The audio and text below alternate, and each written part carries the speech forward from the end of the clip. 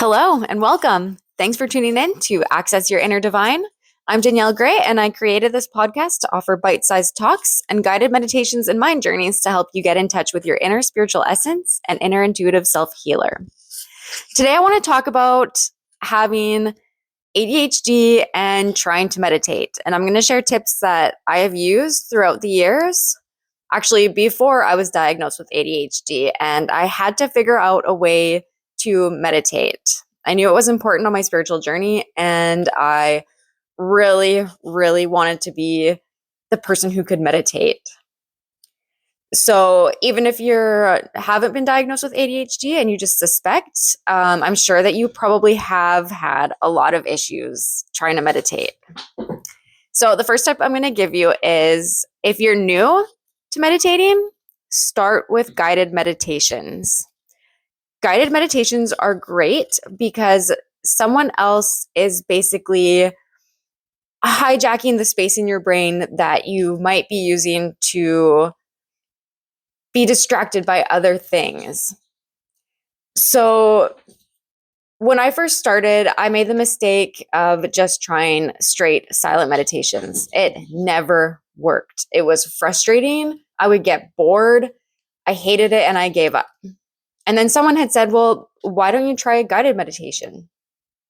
So I did that, and it opened up this whole new passion for meditation that I never really knew I could have. It took me on a journey from being distracted all the time to actually focusing in and listening to someone else. So if you haven't tried that, give it a try. It can be very helpful. And then once you've kind of got into the practice of listening to someone else, then I would say you can try to start easing yourself into silent meditations. My second tip is to find a time and a place where distractions are minimal and your brain is not super overactive.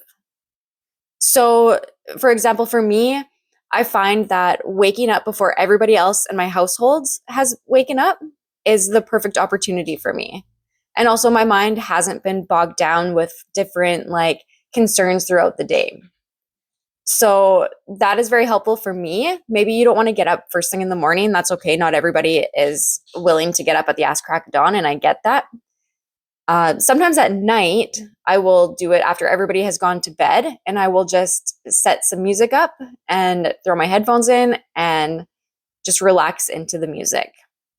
Although that can also be sometimes difficult because I've had so much go on throughout the day that my brain is just tired and I will fall asleep very easy. So just play around with the different times that might work for you. Maybe it's on your lunch hour if you're sitting in the car, just throw on some headphones and listen to a short guided meditation or listen to some music or some white noise. Which leads me to my next tip, and that is experiment with music or white noise and complete silence. So sometimes people do well if they can have a track to listen to, and that can kind of drown out a little bit of the thoughts that come up and the distractions that come up in your mind. But sometimes people would actually prefer to have complete silence and then just focus on their bodily sensations or any feelings or emotions that are coming up. So for me personally, music works the best because then I'm not focused on anything else. I have to focus on the rhythm and the beats, and that takes me out of my mind and into mindfulness. Number 4, try Zazen meditation. So unlike the meditation where you are trying to have nothing in your mind, this is a meditation where you sit and you become the neutral observer of the thoughts that are coming in.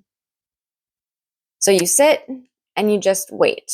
When a thought pops up, you don't judge it. You don't get upset with yourself. You don't get upset with the thought. You try and keep that one thought from turning into a train wreck of other thoughts that come piling in. So you just sit, a thought comes up, you observe it, you're neutral, and then you let it dissipate. And then the next thought comes up. And that's okay to do that as well. Number 5, I want you to throw out all the rules that you know about meditating. You're allowed to take a break to jot down things that pop into your head, for example. Keep a little notebook near you or your phone so you can just write down. So I know that often things like the grocery list will pop up in my head or a random thought of what I need to do later. And I will just take a quick second, write it down. It's out of my brain. It's on the paper. I know that I won't forget about it. And I move on. You're allowed to sit for as little or as long as you'd like. You can sit for a minute. You can sit for an hour. It doesn't matter. You're allowed to move if you need to connect more with your body. So you can meditate while you walk, while you stretch, while you do chores, while you do yoga. I've even found it very helpful to have like a stress ball, and I just kind of,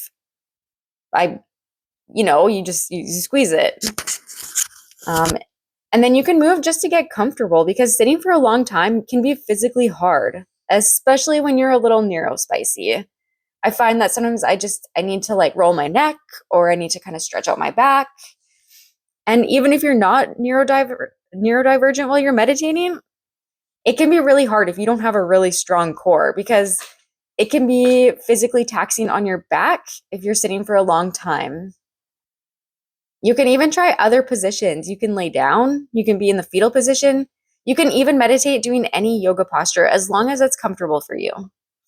I like to meditate while I'm doing legs up the wall, for example, because it really relaxes my body and it gets me out of my head. And at the same time, I'm getting a really good stretch in. And lastly, just please don't beat yourself up if you can't do it when you're wanting to. There are days when instead of meditating, I'll have a journaling session with my soul instead. And then I feel just as fresh and rejuvenating as I would have if I had meditated that day. You don't have to have a rigid meditation practice to see benefits. It can be a marathon and not a sprint. Because what's the point of meditating either for spiritual reasons or to get personal peace if all you do is beat yourself up over not doing it perfectly? You have to be kind and gentle and patient with yourself. And if you can't sit for meditation, take any quiet or spare moment you have and just focus on your heart space or your solar plexus. You can send out a quick, meaningful prayer. These are all things that help you connect with your inner spiritual self, and all those small moments really do add up. You're going in the right direction. And if you need to take a few days off, so be it.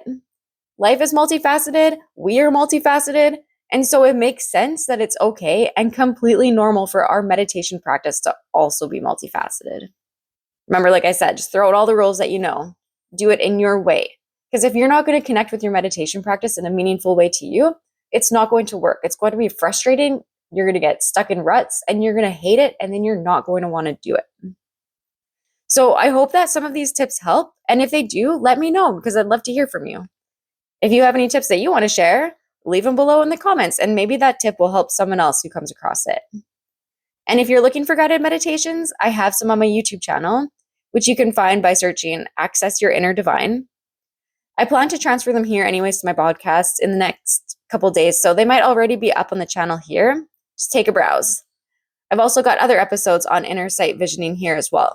Check them out if you feel inclined to do so. So good luck, and I thank you for tuning in. I'm very much appreciative. And until next time, happy meditating.